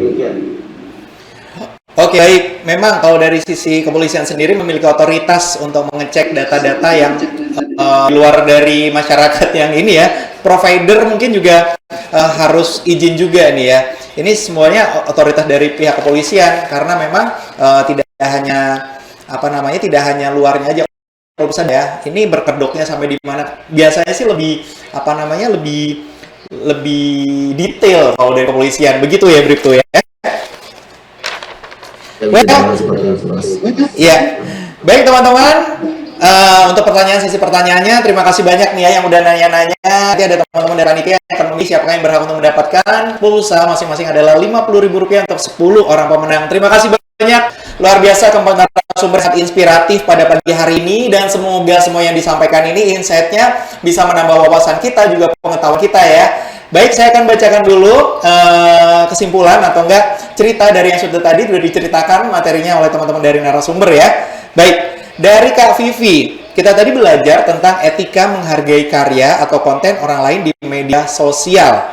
Baik, banyak sekali cara, yaitu adalah berikan apresiasi pada karyanya, kemudian berikan kritik yang konstruktif, yang membangun ya, hindari cyberbullying, menghina atau mengejek. Kemudian menghindari menjadi pelaku atau penikmat karya bajakan ya. Menikmati karya asli itu benar-benar kualitasnya lebih bagus loh daripada yang bajakan ya. Dan jangan lupa meminta izin kepada pembuatnya jika ingin menggunakan karyanya. Cantumkan juga source-nya atau sumbernya. Kemudian mengajukan izin kepada pembuat karyanya.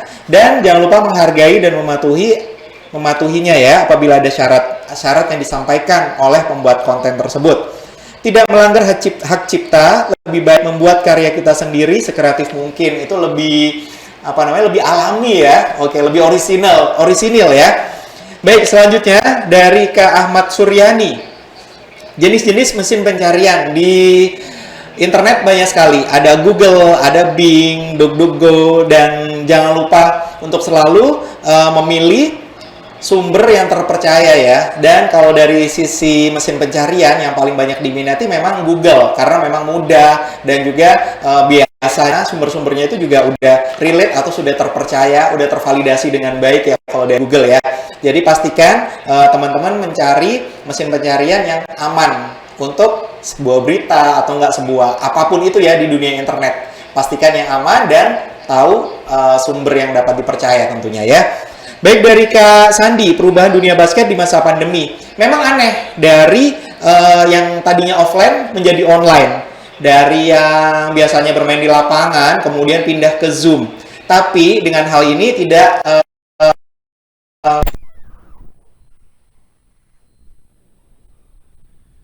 teman-teman untuk berolahraga, energi positif buat teman-teman yang ingin belajar tentang basket melalui dunia online.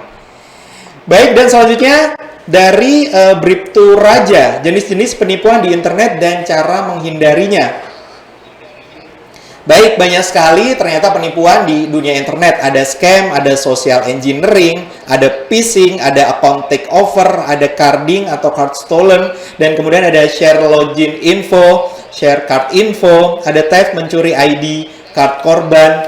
Nah, namun agar kita, ini ada tips juga yang dibagikan tadi, jangan asal-asalan belanja di internet. Jadi pahami dulu apabila itu adalah penipuan atau apa langsung dilaporkan ya. Tipsnya adalah baca testimoni dulu dari pelanggan di bawahnya apabila ingin berbelanja di internet ya.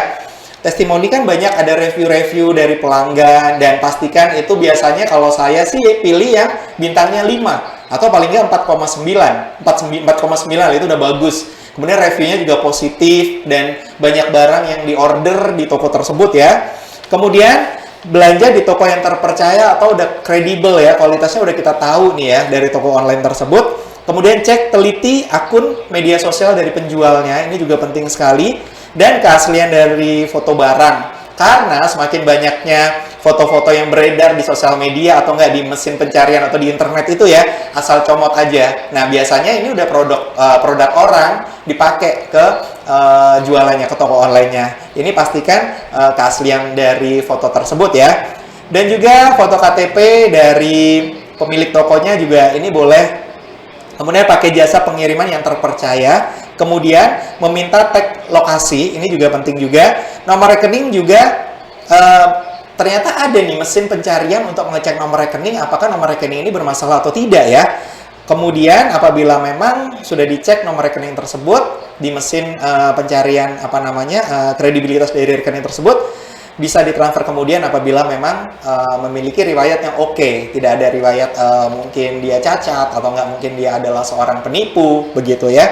Jangan lupa apabila Anda menjadi korban dari penipuan dari online ini ya, langsung aja datangkan ke Polsek atau Polres terdekat untuk menyampaikan keluhannya, kemudian kumpulkan bukti-buktinya. Nanti akan teman-teman dari kepolisian pasti langsung sigap untuk membantu teman-teman yang menjadi korban ini ya. Well, terima kasih banyak untuk keempat narasumber hari ini, luar biasa sekali. Kak Vivi, terima kasih banyak. Kak Ahmad Suryani, Kak Sandi, dan juga Bribtu Raja, luar biasa, terima kasih. Luar biasa sudah semangat hari ini memberikan inspirasi kepada kita semuanya, kita belajar bersama. Dan tak lupa juga terima kasih untuk teman-teman dari Kabupaten Tanah Laut, Kalimantan Selatan. Well, semoga kita bisa dipertemukan lagi untuk discuss bareng, untuk kita belajar bersama bareng ya. Baik, sebelum kita mengakhiri acara ini, kita berfoto dulu, silahkan. Kameranya semua peserta di-on-kan. Yuk, kita berfoto dulu nih. Yuk, kameranya semua di-on-kan, teman-teman.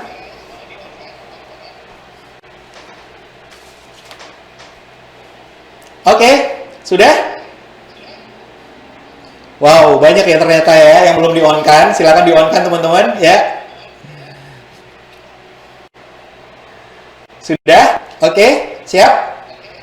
Tunggu Bapak 3 kali ya. Hitungan ketiga dari saya, kita semua akan menghadap ke kamera dan akan di-capture. Oke? 1, 2, 3.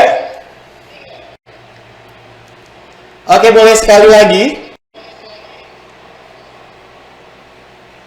Yuk, jangan lupa senyum ya teman-teman ya, ke kamera ya. Sebagai bukti dokumentasi acara hari ini ya, sudah diselenggarakan dengan luar biasa. Oke, yang belum di-on-kan kameranya silakan. Sudah? Oke. Kita hitung bersama-sama, setelah hitungan ketiga kita senyum dan akan kita capture ya. 1, 2, 3. Oke?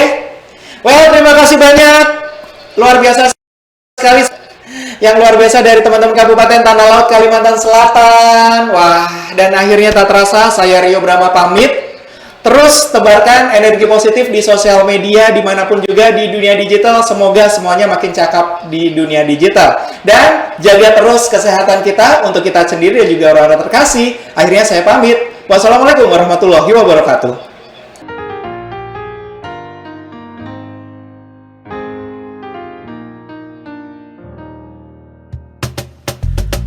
Tolong aku melolong, baca sosmed bikin aku bengong. Banyak berita isinya bohong, bikin orang jadi saling menggonggong. Seperti ada niat sebar kebencian, tanpa peduli akan ada kerugian. Seperti dapat munculnya permusuhan, karena tertipu jadi curigaan. Gue pernah baca hoax di sosmed, yang jadi merugikan tukang trompet. Katanya trompet bisa bikin kanker, trompet sih cuma bisa bikin bibir doer. Sylvester Stallone dibilang mati, Brad Pitt juga dibilang mati, Mr. Bean, Jackie Chan juga dibilang mati. Seneng banget doain orang mati. Harusnya ada etikanya bermain sosial media. Tak bisa asal mengirim tanpa dipikirin, bisa fatal akibatnya. Bersihkanlah udara kita dari kebencian. Sebarkan saja cintamu untuk Indonesia. Wahai kepada pengguna sosmed, mari bersatu sampai lengket. Jagalah persatuan, jangan lobet. Hati-hati banyak tukang copet. Hey, jangan sampai salah posting, bisa bikin orang jadi pusing. Cek dulu itu penting, jangan jadi cepat terpancing. Gue pernah takut salah minum, karena bahaya buat tulang sumsum. Hampir semua merek disebutkan, gara-gara itu gue kehausan. Gue tertipu isu PKI, katanya jutaan sudah dipersenjatai. Akibatnya gue keluar biaya, bikin persembunyian bawah tanah. Harusnya ada etikanya bermain sosial media. Tak bisa asal mengirim tanpa dipikirin, bisa fatal akibatnya. Bersihkanlah udara kita dari kebencian. Sebarkan saja cintamu untuk Indonesia. Bersihkanlah udara kita dari kebencian. Sebarkan saja cintamu untuk Indonesia. Bersihkanlah udara kita dari kebencian. Sebarkan saja cintamu untuk Indonesia.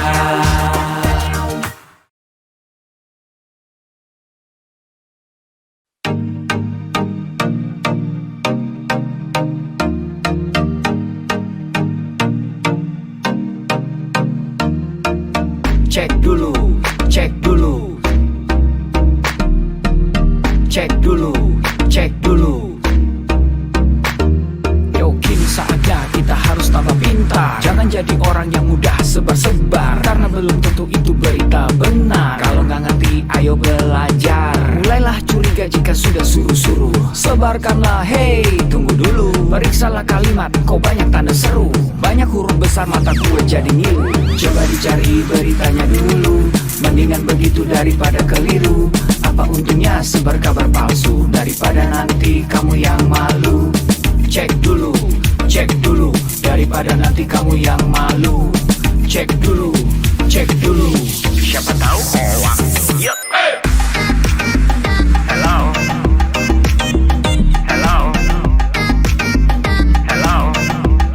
Siapa tahu hoax.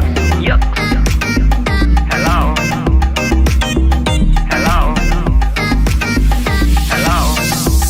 Siapa tahu hoax. Hoax itu konten yang negatif, tujuannya itu ya provokatif. Paling cocok buat orang yang sensitif. Kalau ke gue ya gak efektif, tapi semua suka yang positif. Misalnya video yang inspiratif, meme yang lucu, itu juga sip. Positif, kreatif, dan produktif. Coba dicari beritanya dulu, mendingan begitu daripada keliru. Apa untungnya sebar kabar palsu, daripada nanti kamu yang malu. Cek dulu, daripada nanti kamu yang malu. Cek dulu, siapa tahu